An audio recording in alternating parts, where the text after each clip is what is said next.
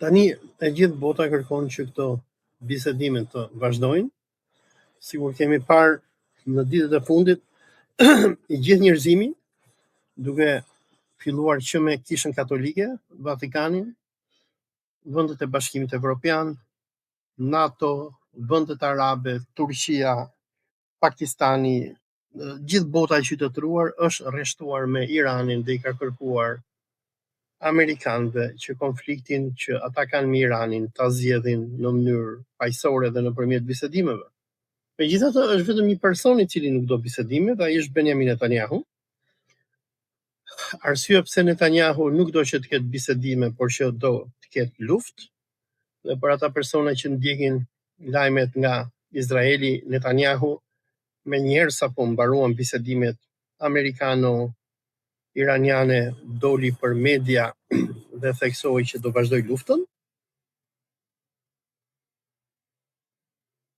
Dhe Netanyahu doli duke nxjerrë mbrapa tij një hartë ku ishin ngjyrosur me ngjyrë të kuqe këto vendet që janë pjesë e boshtit të rezistencës, ku është Irani, Iraku, Jemeni, Libani, por edhe Siria, edhe pse në Siri regjimi ka rënë tani dhe regjimi sirian i udhëhequr nga shefi Al-Qaidës Ahmed al-Shara apo Abu Muhammad al-Jolani është regjim quisling pro-izraelit. Megjithatë, në fjalimin që mbajti Netanyahu për media, tha që lufta jon me Iranin do të vazhdojë, ne nuk do ndalojmë këtu. Pra të them që gjithë bota do paqe, MAGA apo lëvizja që solli presidentin Trump në pushtet do paqe, po i vetëm person që nuk do paqe është Izraeli dhe Netanyahu. Izraeli apo regjimi Netanyahu nuk do paqe e para për arsye personale, që Benjamin Netanyahu do ta fusin në burg për korrupsion. Gjykatat kanë që në vitin 2023 që duan ta fusin në burg. Dhe Netanyahu vetëm bën luftra në mënyrë që të përdori ligjin e emergjencës publike që t'i shpëtoj burgut. Dhe e dyta është që kjo partia që ka pushtetin në Izrael, partia e Likudit, e cila ka marrë pushtet apo ka, domethënë nisi të marrë pushtet që me vrasjen e kryeministrit laborist Yitzhak Rabin, kjo parti, e cila është një parti ekstremiste fashiste, beson që e ka për misionin e saj që të krijojë atë që njihet Eretz Izrael apo Izraelin e madh biblik, dhe ata besojnë që kanë detyrë të shenjtë judejnë që të zhdukin të gjitha regjimet islamike që mbështesin Palestinën, t'i shkatrojnë vendet arabe njëra pas tjetrës dhe t'i pushtojnë dhe t'i kthejnë të gjitha në koloninë e tyre.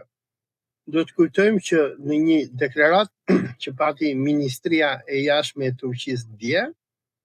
e cila dënonte refuzimin e Netanyahut për të patur paqe ndërmjet Amerikës dhe Izraelit, Ministria e Jashtme e Turqisë e quajti Netanyahun Hitleri i ri. Ky etiketim nga Ministria e Jashtme turke tregon nivelin e madh të tensionit që ekziston jo vetëm ndërmjet Iranit me SBA-n dhe Izraelin, por edhe nëpërmjet Turqisë. Përpara pak ditësh, Joe Kent, që ka qenë shefi i policisë antiterrorit për SBA-n, i cili edhe dha dorëheqje nga qeveria e presidentit Trump, ai bëri një deklaratë në Twitter ku ai pak a shumë thoshte që Donald Trumpi planifikon për t'u larguar nga NATO, dhe pasi Amerika do largohet nga NATO, ajo do bëhet palë me Izraelin për të goditur Turqinë. Dhe turqit e kuptojnë që pas Iranit, Turqia është në radhë, e cila do goditet, do shpërbëhet, do ndahet nga Izraeli, pasi për Izraelin ekzistenca e Turqisë, por ata përbën një kërcënim gjithashtu. Përpara pak orësh, ministri i luftës së Izraelit apo i mbrojtjes, Israel Katz,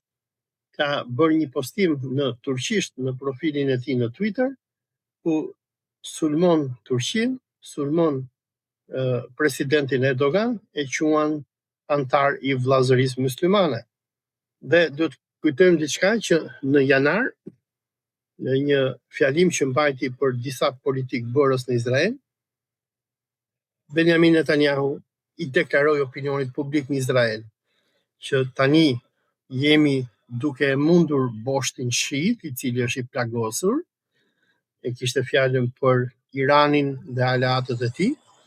dhe thoshte pasi të shkatrojmë boshtin shiit, më pas do të godasim boshtin sunit të vllazërisë myslimane, ku me këtë term nënkuptohet Turqia dhe aleatët e saj sunit që mbështesin luftën e popullit palestinez për çlirim. Ulsi, përpara se të fillonin në fakt negociatat, është raportuar nga mediat e huaja se ka pasur një bisedë mjaft të tensionuar mes Donald Trump dhe Benjamin Netanyahu lidhur me iniciativën që bëri Netanyahu për të sulmuar Libanin, ndërkohë që ishte përcaktuar fillimi i negociatave. Besoni që Donald Trump e ka kuptuar që ndoshta lufta në të cilën është futur duhet ishte menduar më gjatë dhe të mos kishte marrë një veprim të tillë?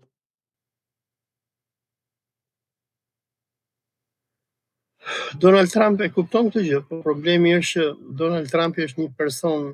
i kapur nga Mossadi izraelit,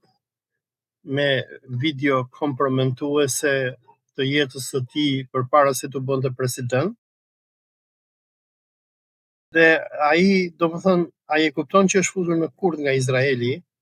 por ai tani, si thot populli ynë, asaj fjalës surd popullore, jep 1 lek me hym vallë, jep 10.000 nuk del dot më. Dhe problemi që po kanë amerikanët në këtë moment është që ata kanë hyrë në një luftë dhe ata nuk dinë se si të dalin nga kjo luftë. Sepse e para në këto momente Trumpi ka probleme personale me lobin zionist. Për personat që ndjekin mediat amerikane, menjëherë sapo u bë armi, mediat në Amerikë filluan të botonin materiale kundër gruas së Donald Trumpit, Melanis. E dyta është që e dyta është që Trumpi është shumë i friksuar nga përmbajtja e dosjeve të Epsteinit